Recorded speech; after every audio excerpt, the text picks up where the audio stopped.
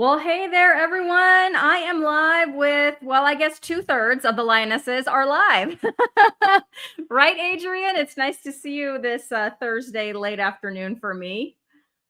It's nice to see you too. I think this is so fun. Let's, interact in between our channels and talk about really good things like primal eating and how it affects our family. I love it. Yeah, what a great topic. Little did I know when I got into this, proper human diet, as Dr. Berry terms it 2 years ago. I can't believe it's been 2 years. What a profound effect it would end up having on myself and then later my family, specifically one of my sons. I just went in thinking maybe I'll lose a little weight. And boy, has my life changed in like major ways since starting this way of eating 2 years ago. But I know you have 4 kids, so you have double the amount of kids I have. And do you, how do you feed those kids? Are they carnivore, all of them, or are they meat based, or have you changed their diet since you went carnivore? I think this is going to be such an interesting talk because we are giving our kids these foods for totally different reasons. Like, I have 4 different kids and I have 4 different reasons why I feed them a more meat-based diet. Is it perfect? No. And it's gotten even worse since we started school, which we'll get into. But also, you've got the older kids, I've got the younger kids. And so we can just really discuss like the difference and how it affects the different stages of the life. And also, when we talk about the different conditions, like for me, because our world is causing our kids and ourselves so many issues that are not natural to us because of our unnatural diet, our unnatural air, our unnatural water, all the things that we're being exposed to, the LED lighting, the EMF everywhere, all the things. Um, this is one tool that helps bring those kids' bodies back to homeostasis. And unfortunately, because there's so much being thrown at all of us, sometimes it takes more tools.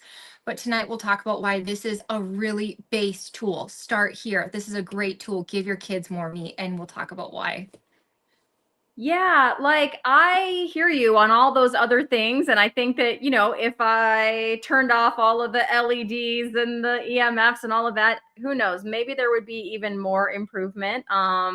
It was one thing tackling my teenagers' diet. Like it's another thing to try to take away their technology. Well, I'm there's not so many things just out of our really, control.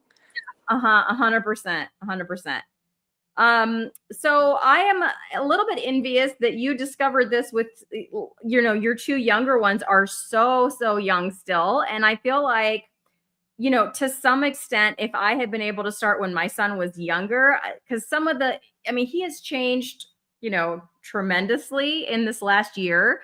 But I think some of the things are habit, like the way that he looks at school and all of that is just really ingrained. And that is something that I think if I would have started him a lot younger, maybe his whole school experience, I think would have been markedly different. Of course, I don't have a time machine. I don't know if you do. If you do, can I borrow it? We can try that experiment out. I Um, wish I'd like to redo a marriage, please. oh my gosh, that's funny. Well, so my kids both actually have ADHD, and you usually hear me talking about one because it's the one that has been willing to change his diet. The other one has not changed his diet at all and is not willing to at this point in time. So when I talk about this, I tend to talk about my younger son. His name is Zach, and I have a few pictures because we're going to talk about some behaviors. And you talk about these things, and it's like I've gotten a lot of positive comments, but then a lot of like, you're outing your son on the internet and that's rude and you shouldn't be doing that, and I wonder how he feels about this. Well, he's come online and talked with me live, about this, or in a couple of videos as well. But he's not like, I'm focusing on the negatives, obviously, to show like these are the things we were dealing with, and then this is how it's changed. But obviously it wasn't all negative. I just wanted to pop up some recent pictures. So here's one of Zach and me. I believe this was at a baseball game. This is him when we were celebrating his 16th birthday. He was just about to get his car. We are giving him my other son's car, and he's working on his driver's ed now. So we had it parked out in the parking lot with a big bow on it. So he was like, at this point, I don't think had seen the car yet, but that was a fun celebration. And then this is him right here in the middle with his drum, because he plays in the high school band. So those are some recent pictures of my kid. And his life has just changed so much for the better, but I wanted to pop those pictures up there and just say, like, he's okay with me sharing his story. He actually prefers if I do it. He doesn't like to talk about the diet. He's made that very clear. Like, even in his 504 meeting at school that we had recently, he was like, let's just not talk about the food, okay? I think he's worried, maybe what the people at school, might think. But even as a younger child, when we were having all the difficulties, he was such like, when he wasn't flipping out and having a meltdown, he was such a sweet, loving kiddo. And it was just like, that was just punctuated with these episodes. It was like a switch would flip and he would almost become this different, person. I don't know. How do you feel? Do you want me to show? I know you have some pictures in here of your kiddos. Did you want me to pop up a few of those Yeah, too? if you want to just pop them up so people can just kind of see as I talk here. Yeah. I have a lot of like just pop one of the four of them up. You'll see my big guy. You can't see this in the picture, but he really struggles with sensory. And as you can see, his metabolism is busted. The guy isn't sitting and eating whole pizzas, but his metabolism is busted. He's got skin issues, eczema. He did not really speak until he was older than 5. Just gonna scoot over here a little bit. He was Yeah. older than 5. He has had ENT issues. He's had tubes like 10 times. Now he has permanent tubes. He's even right now struggling with an ear infection, which makes no sense because we haven't been swimming. But then I have my daughter, and part of the reason that she needs help is because with her preteen hormones, she is just a crabby bee. And now she's getting the pimples and she's totally addicted to carbs. So there's a reason that I'm trying to direct her to more meat. Then you go to Porter, he just turned 6. Porter is a lot like your son. And when you tell your story, it makes me want to cry because when I talk to other people, they just say things to me like, well, that's a lack of parenting. Yes. Oh my They gosh. Yep. say, clearly you just need to set better boundaries. You need to be more strict. You need to be more consistent with him. It's always a me problem. And on top of this, I'm dying. Like, I can actually hear him and I kind of want to go get him because he's pounding against the door, 2 doors down, because they said you have to stay in this room and hang out and play with the toys while mom is recording. And I kind of want to go give his little nervous system some relief. So if it doesn't stop in the next 3 minutes, I might have to go do that. But we can go further into that because that is like one of the number one things that we are dealing with right now, trying to overcome.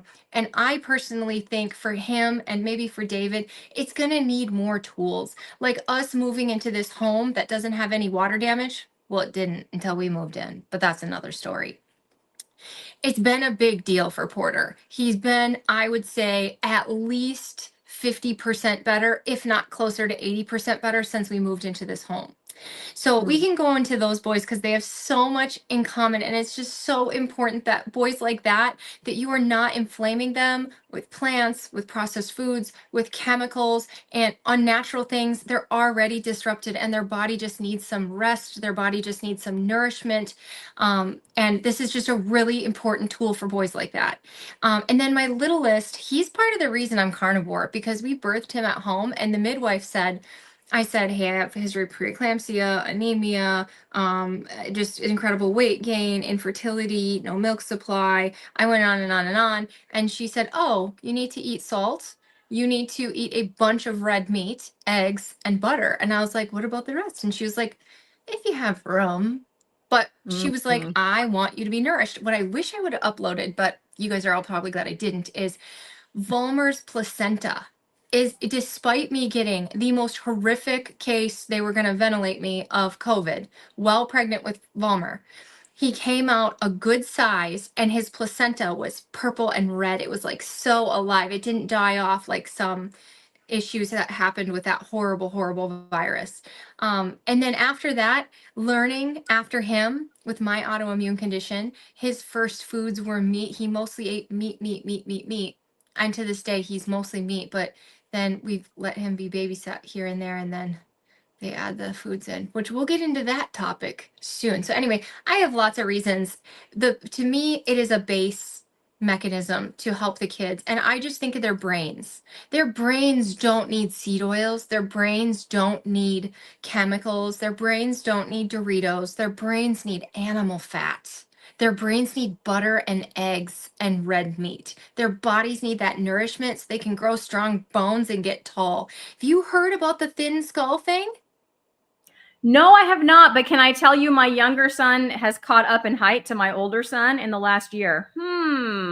I wonder if there's a connection there With because the nourishment. the They're nourishment. saying that the reason our kids are getting so many more concussions, they've been playing football forever. They've had wrestling forever. But they're saying the reason our kids are getting concussions from these same exact sports is because their skulls are literally thinner from Hmm. malnourishment.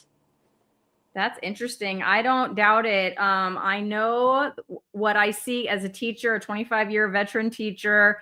The kids bring nothing healthy, nothing. I literally, it's a big, huge family size bag of chips that they bring. Like that's their snack, like a big, that's their snack. And that's what, they're sending them from home.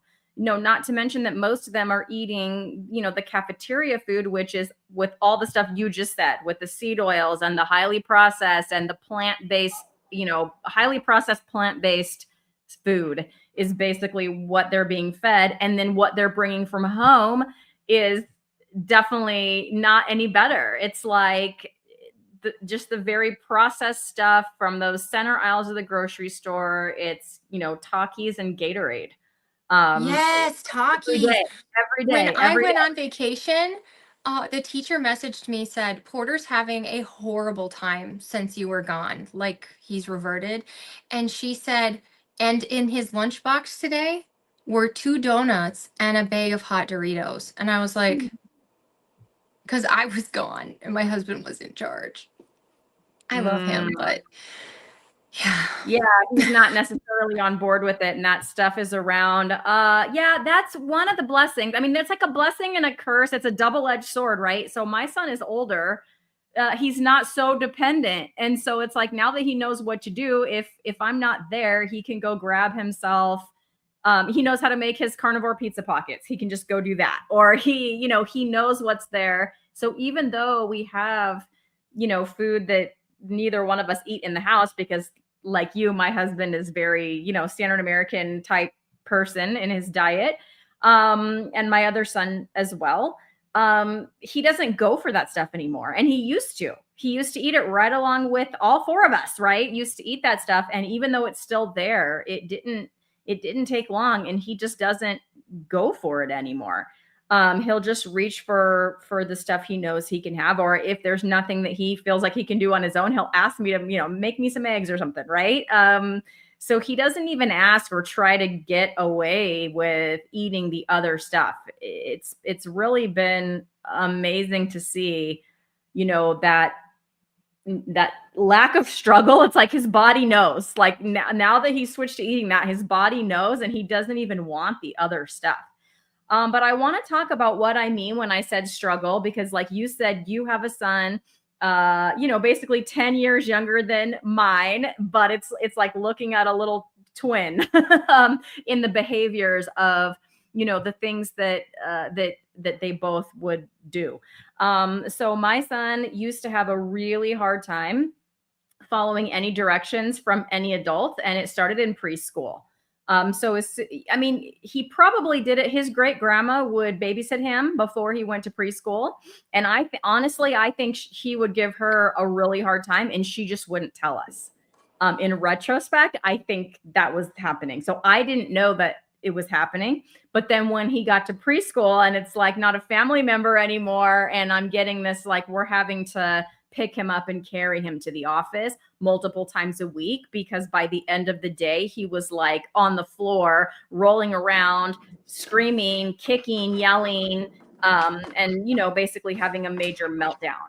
And that would happen on a regular basis, to the extent that I was worried they might, because, you know, at preschool wasn't free, where we sent him, and they had, it was a private preschool, and they could have easily said, don't bring your kid here anymore. And sometimes I'm shocked that they didn't, you know, do that. So it started then. And as soon as I knew that it was happening, I tried to get help right away. That was when I got a private occupational therapist involved, who did, you know, I paid out of pocket for a full evaluation. And that's the time that we found out when it was the sensory integration, the sensory processing integration issues, and in all 5 senses. He had dysregulation in all 5 senses. And so that was one of the reasons, you know, she attributed these meltdowns to, that by the end of the school day, his little sensory everything was so overwhelmed that he would just lose his mind and couldn't keep it together.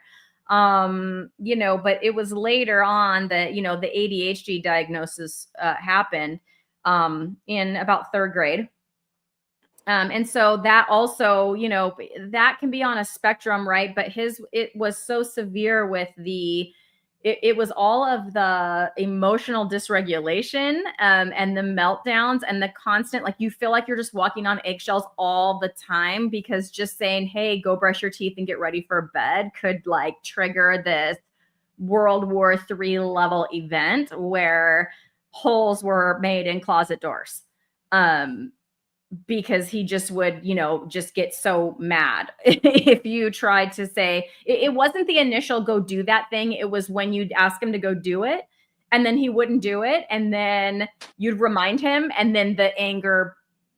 And then once that anger was going, there was no reining it back in. And all of the therapists, counselors, and all of that, it was to try to, you know, train him to, like, when you're starting to escalate, here is how you rein it in. That's the nitty gritty of what they were trying to teach both of us to do.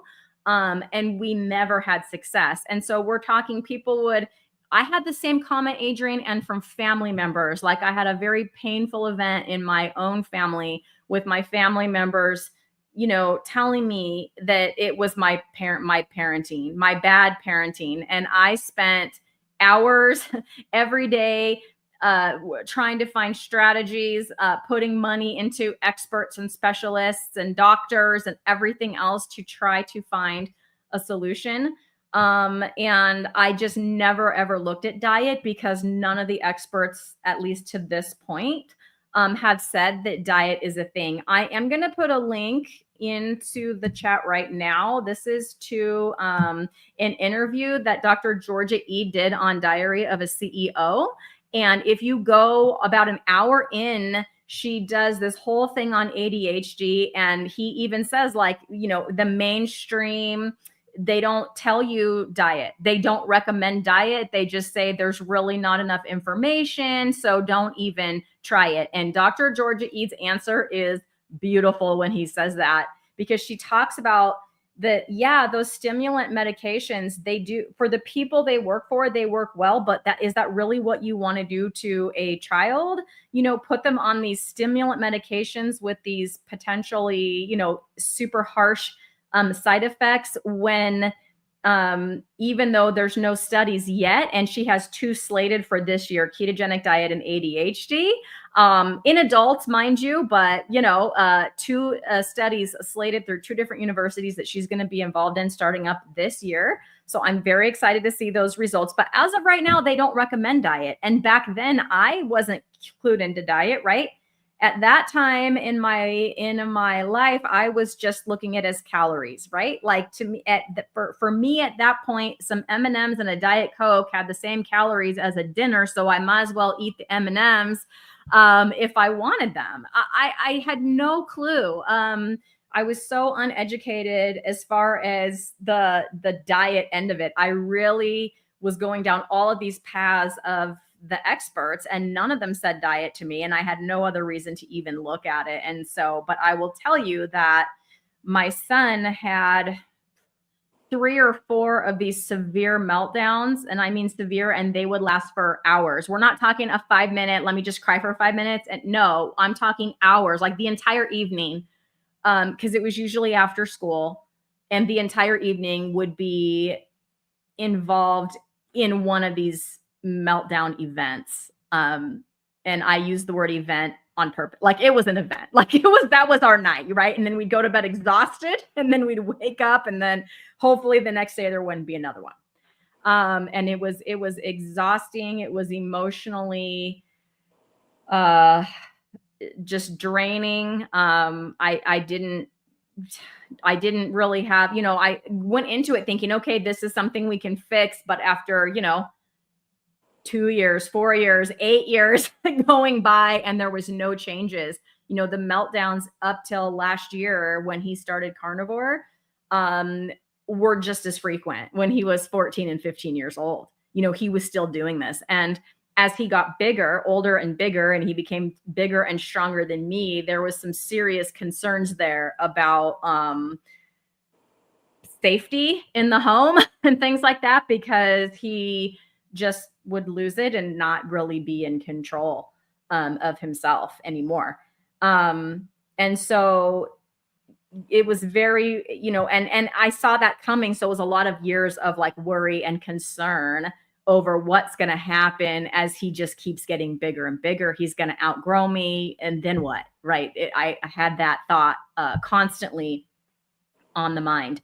I got a lot better at controlling my own emotions, because I learned that if you get emotional during those situations, it certainly does not help, so just trying to like parent them into stopping didn't work. So, that's, I know I tend to ramble long, because I just want people to understand like what we were dealing with. And I'm very sorry that, because I'm glad that we met, but I'm sorry that you're dealing with a similar situation sometimes with your son, because it was not easy at all. And it was very emotionally taxing and disheartening and confusing and, all of that. So I'm a crier. I wanted these kids so bad. And then I get my first son, who has, I think, maybe a different version of whatever Porter has. Even though this whole time I am trying to eat whole foods my whole pregnancy, even though I'm eating all the healthy stuff and I'm taking all the vitamins and I'm taking all the shots and I'm taking all the medication that they're giving me, I'm going to the classes, I'm reading the books, I'm Googling online. I won't let people come over because, oh my gosh, if someone kisses my baby, they might catch a virus. We're doing so much to protect them. And then they come out, and this is happening more and more and more and more and more and more, that these parents are struggling. And then we have an older generation saying things like, oh, we had that too. We just knew how to handle it.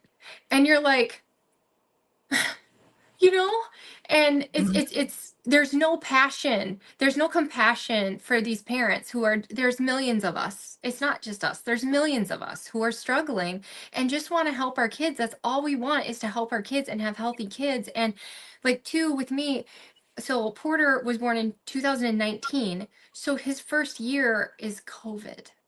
So me and him are stuck in a house together, and we started taking in like pipeline families.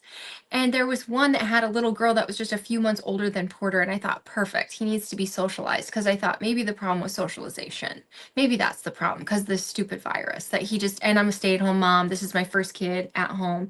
And he just keeps beating this girl up. He just keeps tackling her, beating her up. It's like he's not even there. You look him in the, you can't stop him, yeah, because he's like right. in this little mission. He's in this little fog of aggressiveness. And I would Yeah. just spend my whole day redirect, redirect, redirect, redirect, yell, yell, yell. I tried all the things. I spent like weeks on this. And eventually I had to tell my roommate, I need you guys to stay downstairs, because we had 2 floors, because we need a break. And I don't think this is healthy for him. But it took me weeks for me to figure out. And I actually might go with months. I don't remember how I want to say it might be months, where I was finally like, listen, I've been just, everything this kid does is wrong, and that can't be healthy for him. That everything he does is wrong, and that Mhm. I'm spending his whole life punishing him and redirecting him and telling him that he's wrong. Um, his behavior was so aggressive, even in preschool. I pulled out like, it's traumatizing when like every day you get a letter from the school that Yep. has like a whole book on it of all the horrible things that your son did to other kids that day. And you're like, I don't know what to do because I'm not in the classroom, so I can't sit there and hold him and redirect him in your classroom. I don't know. Like, we tell him at home, don't touch other people, keep your hands Mhm. to yourself, and he can't. Now, one thing, I did have a flag. When Vollmer was born, Porter was just turning 3, and we had a body worker that I trust, a family friend, come in, and she felt Porter and how tight he was, and she saw some of his behaviors, and she told me, she said, Porter has autism. Mhm. And I was like, well, that doesn't make any sense because my older son is kind of autistic and he's totally different. Like, he didn't talk, he didn't touch people, and he just cried all the time. But this kid is like very active and wants to be around other kids, but he's very aggressive. Like, totally opposite. Totally opposite. I don't understand. This doesn't look the same.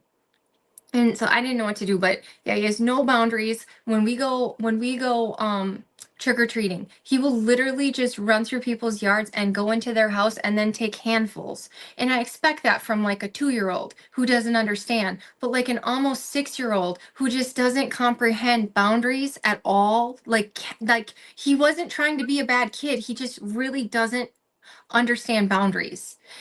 And so Mhm. he's just like literally running in people's houses and taking all of their candy. You think that's cute, but it's like kind of hard on a mama's heart to see my 3-year-old, not even 3 yet.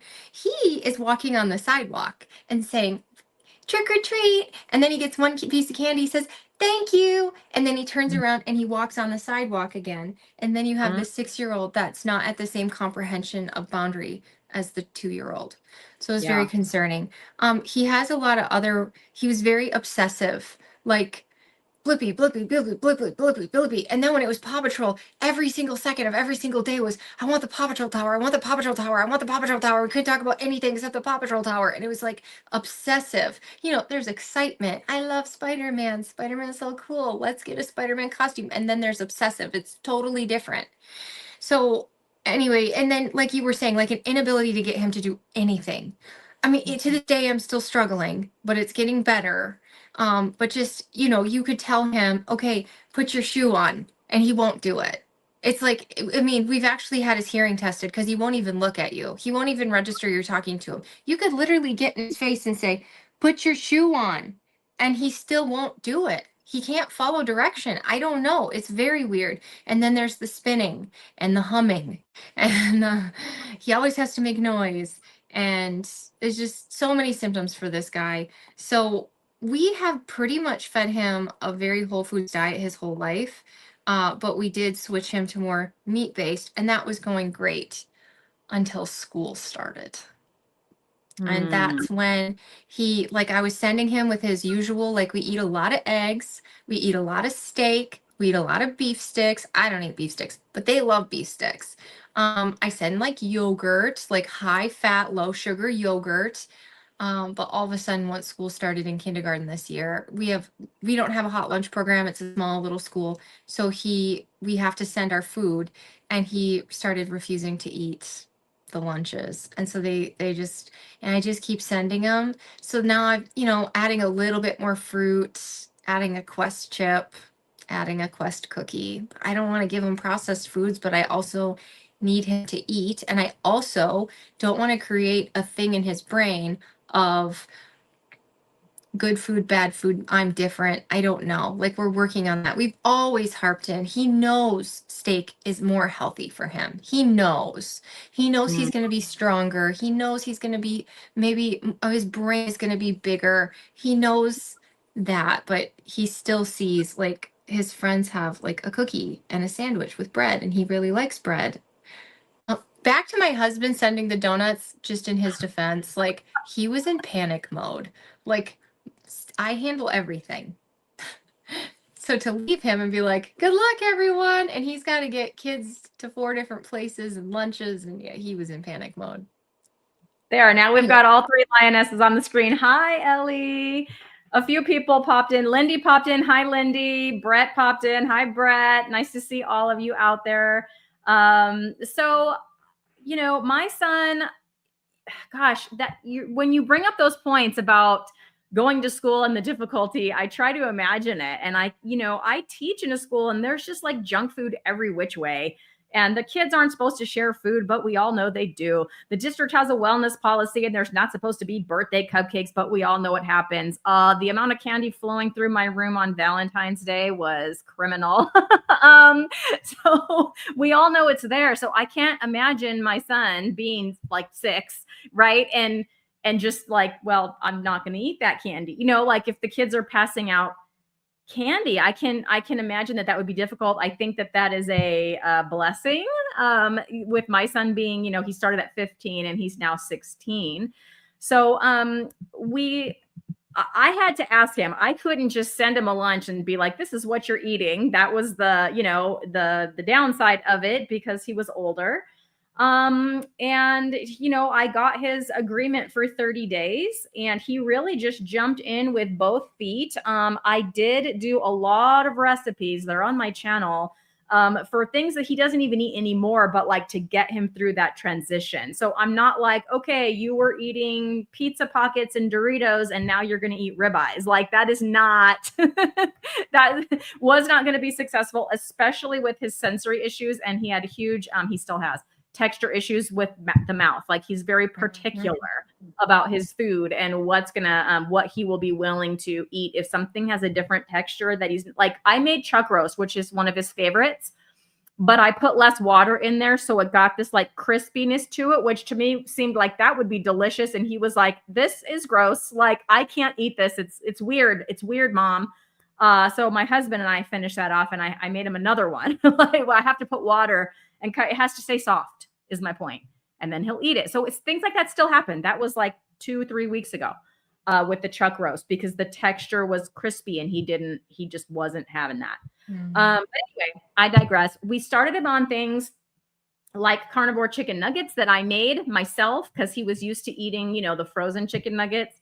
We did carnivore pizza pockets. That is one of the things he will still eat, but now probably not even once a week. He started off eating them 4 to 5 nights a week. We started with carnivore pancakes or protein pancakes made with eggs and cream cheese and some of the beef protein powder in there. And now he just eats like eggs and sausage, right? So he's just transitioned. And can I just tell you that in the last year, which it's been a year, February 1st of 2024 is when he started. And I'm not kidding. He would have still 2 to 3 meltdowns a week, probably by the time we started the diet. And he's had 1 meltdown in this entire year. 1, the whole year. Wow. 1, the whole year. So his ability to listen to what's going on around him, right? They're still adults. He's 16, but they're still, obviously he's not 18 yet and he's still in high school. And there's me and his dad and his teachers, telling him to do stuff. And it doesn't mean he's going to do it. A lot of times he will do it. If it's schoolwork, he might not do it still, but he's not going to melt down over it. And he's not going to throw a fit about it. And if you remind him to do it, he might do it, or he might just passive aggressively not do it when it comes to schoolwork, but he's not going to pitch a fit, punch a wall, yell, scream, get physical, the whole meltdown thing, right? He very rarely gets upset. And when he does, there was one time he was starting to get upset and I was like, hey, let's just take a break and talk about it later because I could see that you're getting upset about this. And he was like, okay. And then he just went and took a break. Like if I had suggested a break when he was melting down before, before changing the food, he would not have accepted that. He would have yelled and screamed about it, told me that he didn't need a break, or like, you never let me take a break. Like he would argue both sides of the same argument. And to him, it would seem rational, but really he wasn't making any sense. But yeah, he just agreed to like take a break. And then like the next day or 2 days later, we discussed it, and the issue was resolved. So that is like to me, like a switch flipped. I just went on, although I didn't go into detail about the meltdowns, but I did Dr. Kiltz's live Zoom call on Monday of this week with his Mighty Tribe members. And, Dr. Kiltz asked me, do you think this is just because he, grew up and matured? And it's so funny. I know that was like a loaded question. That's clearly not what it was, because, he had been doing these same melting down, emotionally dysregulated behaviors from the age of, 2 to the age of 15. And then we changed his food, and yep, we did do it, on February 1st. We just started up with basically 98%, carnivore, high fat. And it was like instantly he had one meltdown in the whole year, and it wasn't toward the beginning. It was like a few months ago. It was like maybe 3/4 of the way through. So, something upset him, and he had a moment. But one in a year, as opposed to 2, 3, and when he was younger, 4 a week, is a drastic change. And that was when we tried every intervention under the sun besides diet. Nothing even slowed him down in terms of his emotional reactions to things. Nothing. Not even a little bit. It just made him madder. He didn't like that we were messing with him, right? That's how he looked at it. Like, just leave me alone. And so it was like, I couldn't even believe, the changes that I was seeing and how quickly they occurred. Now, I know your son probably has some more, like you talked about, the other environmental factors. I feel very blessed that the food, which was a huge factor, seems to be the main factor for my son, because it's just made this like night and day difference. It's kind of sad that other parents that I can't say a ton as a teacher, but I've mentioned, diet, and they just, I can't really talk about it in detail. I don't really think they fully understand, what a high fat, like you said, eggs, red meat. Like, I think they don't. They just think that that's insane. They don't understand. And even me telling my experience, it doesn't compute, which I think is sad. I say that we've had him on a whole foods diet, but there was one thing that I did that is just so unbelievably cringy. Are you ready? You know how they say, oh, kids don't need the breast milk or the formula starting at 1 year old, which now that we look into primal health, that is insane. That's insane. Well, at 1, then we switched him to water with a little bit of apple juice. So every Oh. bottle had like an ounce of apple juice in it. And so he Mhm. was drinking, even though it's watered down, he's still drinking sugar. So that was Mhm. the one thing that was like, I cannot believe we did that. Mhm. Anyway, I My think that kids I drank a lot of was apple juice too. I think that I was too, giving him them I was allowing a whole lot more treats until I went carnivore. Like, a whole lot more treats were allowed, even though we were still trying to eat whole foods. It was still, oh, it's just a treat. Except when you have kids, there's always an excuse for a treat, like always.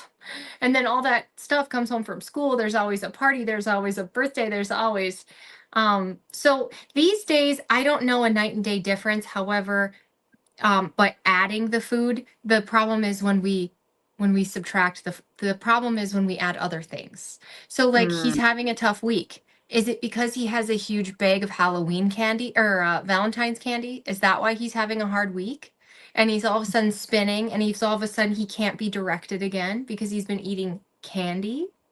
Mhm. You know, that's the type of thing. My daughter, she doesn't have the same issues, but like, you can tell when she is sugar crashing. She's literally like jonesing for sugar, and it makes her so crabby. And she's 12. So like, and then I share custody of my 12 and 13-year-old. So I don't get to choose what they eat at dad's house.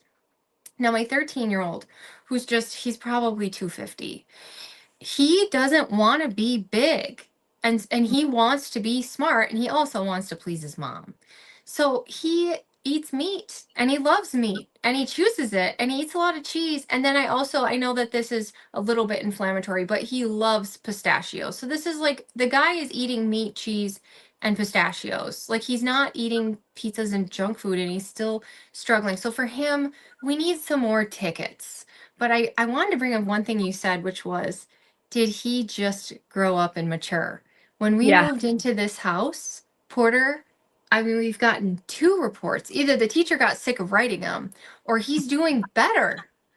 We've gotten like maybe two reports and they were while I was gone, which mom is gone and he's eating donuts, you know? So the environment for Porter has been a really big deal as well. But no matter what, I don't, you know, no matter what, if you have a kid with some unnatural problems, I'm going to say unnatural. They're not genetic, I don't think. I think we're all struggling with whatever's going on in our world that we can't really control. So hopefully, like people say, not to get political, but hopefully the administration that's made a lot of promises, I hope that they follow through and they get rid of some of these things that are cancer causing, inflammatory and disease causing, autoimmune causing.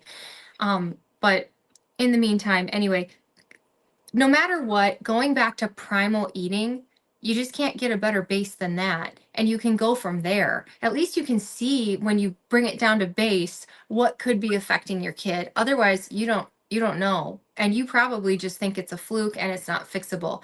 But if you bring us back down to base and then you start seeing them just really calming down, now you can add things back and see what is affecting them. I mean, we don't have that much control with all the school environment and stuff like that, but can I tell you one more thing? I Yeah. love to say this. People say, oh my gosh, if you just feed your kids a keto or carnivore diet, they're going to become so disordered. I hear this all the time. In the case of our kids who are going to standard school, yeah, I mean, we have to learn a way to message it in a way that's not going to harm their food thought. For example, when I was growing up and I was overweight and I was told I ate too much, like, don't tell a kid they ate too much. Like, kids should be full. You need to give them foods that are filling them. And to tell a child, well, you're not allowed to eat because you're fat, but everybody else can. And you should always leave the table hungry. And what, you're still hungry? There's something wrong with you. Like that starts bad thoughts. And we can do that same thing with the foods that they're seeing everybody else eating. We can start creating some really negative food relationships. But I had a friend who homeschooled her kids, didn't give them gluten, got just like they grew stuff, they hunted, and the kids their whole life, that's what they ate was non-processed, no seed oils their whole life. And I know these guys now, these kids now, they're in their 20s, and my husband will take them out to eat and be like, come on, have some French fries. And they will, and then they will go, oh, why do you eat this? This makes me feel like crap. They are Yeah. not disordered in any way, shape, or form. And in fact, they're incredibly strong, incredibly smart, incredibly hardworking. They have no fatigue at all. Like they work like they're like crazy strong and athletic and endured because their metabolism is amazing because they're not being slowed down by years and years and years of processed food and all the garbage. So I just want to throw that out there that if there's a way for you to perfectly control the environment that the kids are exposed to, it actually turns out to be this amazing thing for their body, not a disordered thing at all. I agree with that. And I think in my particular case, I think there was such a positive benefit to the way that he feels. That's what So that and worked. I think it works for him. So he has no desire to eat anything else. If he's going to do an event like a school event, we'll just talk about it ahead of time. I don't even ask. I used to ask him at the beginning. Now it's like, hey, he might tell me like, oh, I have this going on. Can you pack me like a double lunch? I'll just make him twice because he's going to stay at school until let's say 7 p.m. or something, and I'll just pack him basically like 2 lunches so he'll have enough to eat. He doesn't feel tempted or something by all of the pizza and processed food and the junk. I went to all the games. You see what those kids are eating. They had pizzas delivered to the football field. They've got big bags of chips. They've got energy drinks. They've got, all this stuff. And there's my kid with his electrolytes, with his keto chow electrolytes, happy as can be, not eating anything because he probably ate before, the double lunch that I packed him. He just eats some at lunchtime and then some right before the game, and then he'll eat after he gets, home. But he's not like looking at that pizza or like wishing he could have it. It's I'm very fortunate in that regard that he, I think, notices the benefits. It really just, like you said, that those kids of your friend, they're like, why do you eat that stuff? I really think that he sort of feels that way now. Like he has no desire to eat it because he knows how he felt for the first 15 years of his life. Because he was you talked about the treats, that was built into his day, man. After dinner, there'd be dessert every day, And now I don't say no dessert. I have some protein like cookies. They're like made with the beef isolate protein, and he'll have one of those occasionally. They're in the freezer. Like I'll make a batch and there'll be like 8 or 9 cookies in the freezer and that will last over a month. Because occasionally, and no one else eats them, they're just for him. And occasionally he'll just go take one.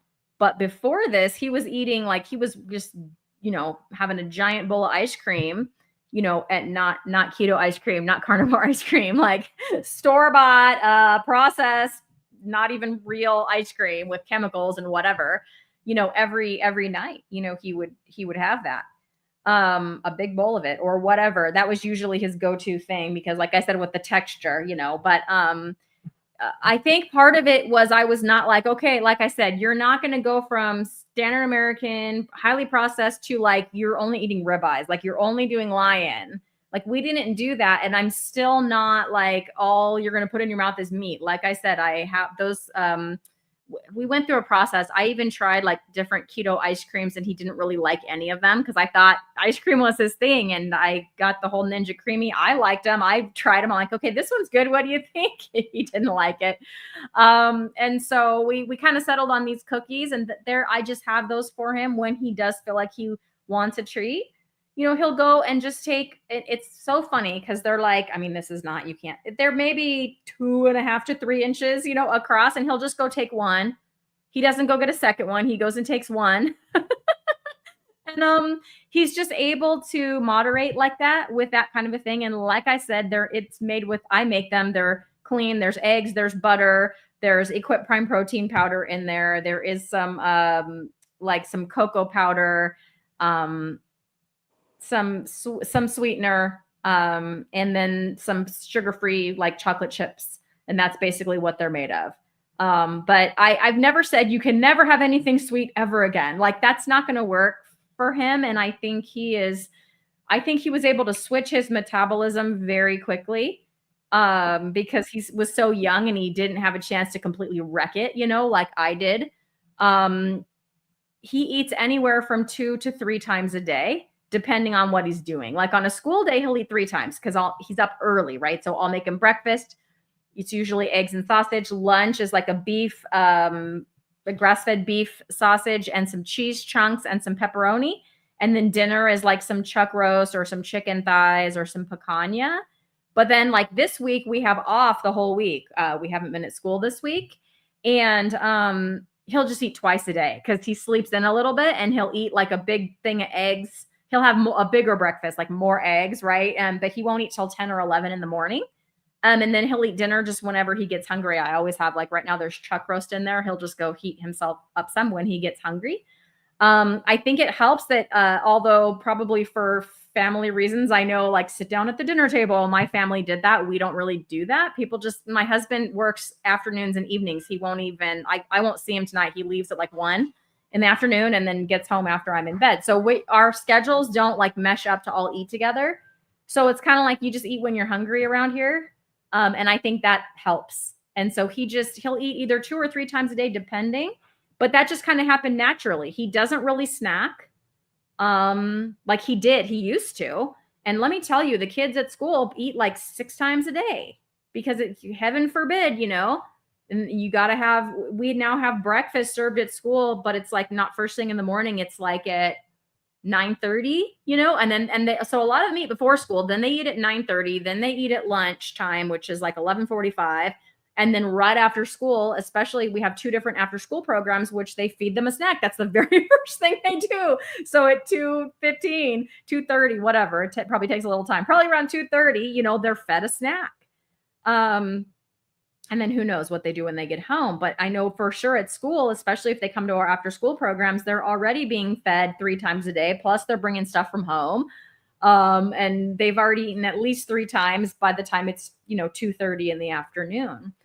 And that's just what the school is giving them. That doesn't include because they bring stuff, right? And they have it. I see it out all the time, the junk food, the candy and the chips and stuff, but he just kind of naturally does that. Limit, he just eats when he's hungry, which is 2 or 3 times a day. And I think that's fantastic. And so I would like to share some of the other benefits. So Adrian, I know you've heard this before, but if you're watching us right now and you haven't heard this before, besides the fits or the meltdowns, I don't want to call them fits, they were meltdowns. Besides them just basically stopping like a switch being flipped, about 2 weeks in, I don't really think that had occurred to me yet. He just started bringing trash bags full of trash out of his room, and he had 13 or 14 kitchen-sized bags of trash that he brought out of his room, and then he proceeded to organize his room. It was a pretty big project, and so he did the lion's share of it on one day, but then he wrapped it up on a couple of subsequent Saturdays, and ever since then he'll just every so often spend a few hours just kind of straightening up and cleaning his room. That used to be a battle I would fight when he was little, because it was you're supposed to keep a clean room. That's how I was raised. Clean your room. That was a thing we had to do. And that would turn into a nightmare. And so it was something that I stopped fighting when he was 7 or 8 years old, but we had several knockdown, drag out meltdowns over the cleaning of the room. And then I stopped fighting it. And then the reason it was so many trash bags is because all of the stuff just piled up in there. But it was all of a sudden he could just organize his thoughts. He could look at that task, which before had seemed overwhelming. Even when I had been in the room with him to try to chunk it into okay, now put the Legos away. Now let's put the cars away. Chunking, that's a strategy, right? For ADHD kiddos.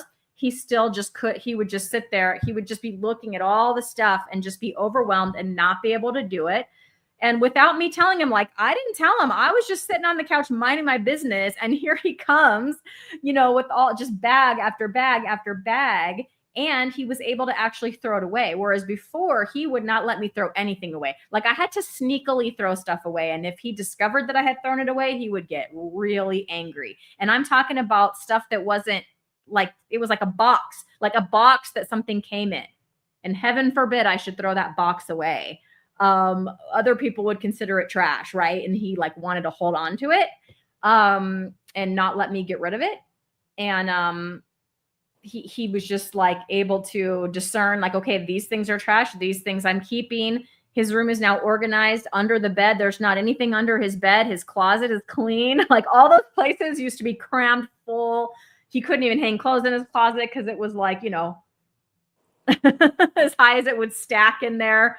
It's all cleaned out. It is able to be used for that now. That was the first thing we noticed, or I noticed that he all of a sudden did. And then it was all of these other things, becoming more social, hanging out more with kids outside of school, inviting kids over, or accepting invitations to go do things.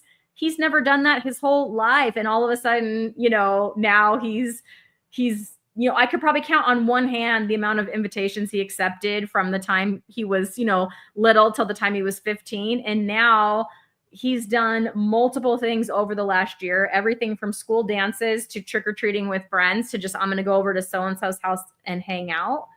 And he just never used to do any of that before. And then just being on time for school, that was a huge issue. I would be majorly stressed out. One or both of us would be crying every morning. And if I wasn't crying, I wanted to cry. Sometimes after I would drop him off, then I would cry. After he was gone, then it would cry, because it was so difficult getting him ready and out the door. And now he knows what time he's supposed to be in the car. And within a few minutes, he's just in the car. Like I can just go to his room. I hand him his electrolytes for the day. And then I'm like, okay, I'm going to go start up the car. And then within a few minutes, there he is in the car ready to go. He has started recognizing, I think, how his behavior and things he does affect others. So like just the other day, I was having a hard time. It was a personal thing. It was something at work. I had an issue with a parent. It was pretty bad. I don't want to say anything further than that. But it was pretty bad. And Zach said something minor, like it was minor. I don't even remember what it was.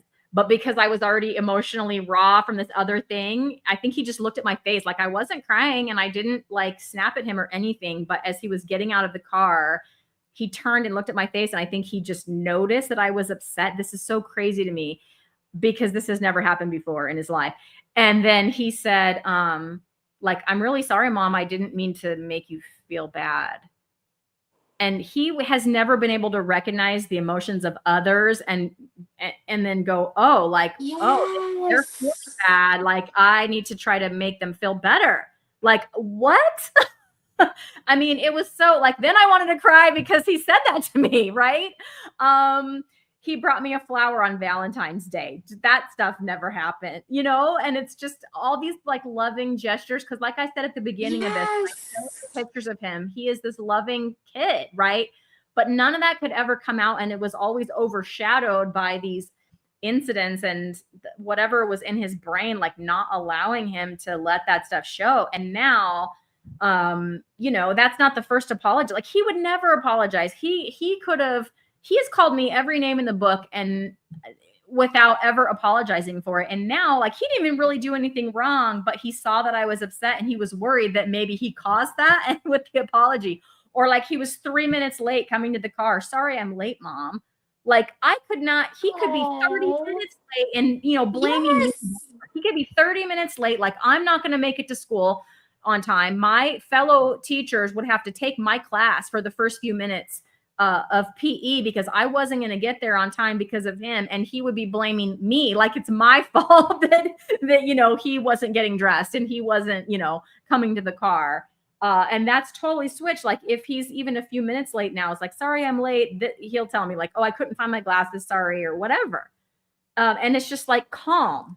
It's not, you probably moved my glasses and that's why I couldn't find them. And that's why, which is how it. Yes. Or So you touched my this, you touched my yeah, that. You're making me yeah. think of so many things that you're just making me recognize of what's been going on over here. And like, so we're coupling the food and the home in our case. And he has become so kind, Porter, and so sweet. And all of a sudden he has girlfriends and he's so excited about his girl and he actually cares about other people. I don't know how to Mm. say that, but like before it was like, he was just so in his own little zone, like Sonic the Hedgehog, that there was no really concentrating on what's going on with other people and their feelings. And now then he'll say sorry. And we are almost on time now. We used to be really, really late all the time, and now we're almost on time a lot. For my David, I would say his biggest thing is that he gets to be full. That poor guy with his busted metabolism, his busted hormone signaling, he just doesn't get to be full. And then Grace, she's not complying. She could really use some carnivore. She could really use some keto. She could use some meat and cut the rest. And then my Valmer, he has eaten meat his whole life. And people say all the time, he is the smartest kid. Hold on. I gotta let him in. Yeah, let him in. Come here. Oh my God, you're done. I'm not done, but go ahead and let that guy in. Do you want to be on YouTube? Oh, geez, he's naked. We'll just keep him down here. Can you say hi, YouTube?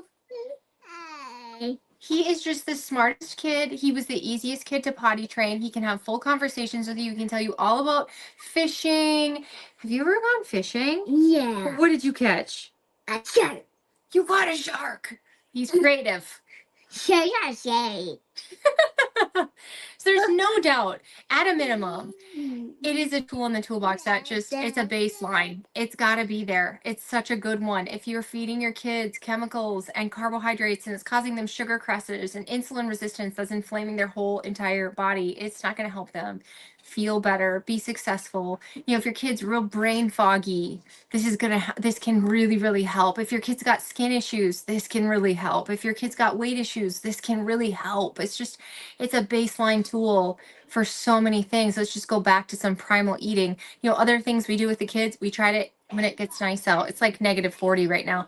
We try to walk in the sun. We try to get our fresh air. You know, we try to be outside as much as possible. We try to reduce our electronics time. I'm not perfect at it. I'm not going to lie. I started a website that's coming up, you guys, radicallyhealthy.com. It's not ready yet, but go there soon, for group coaching. You know, so there's been some electronic time, but we really try to limit it. We really should turn these lights off. I'm ordering my red light bulbs now, today, Oh, so that's that at awesome. this time of night, you can really tone it down, and have better light. So, yeah. Yeah.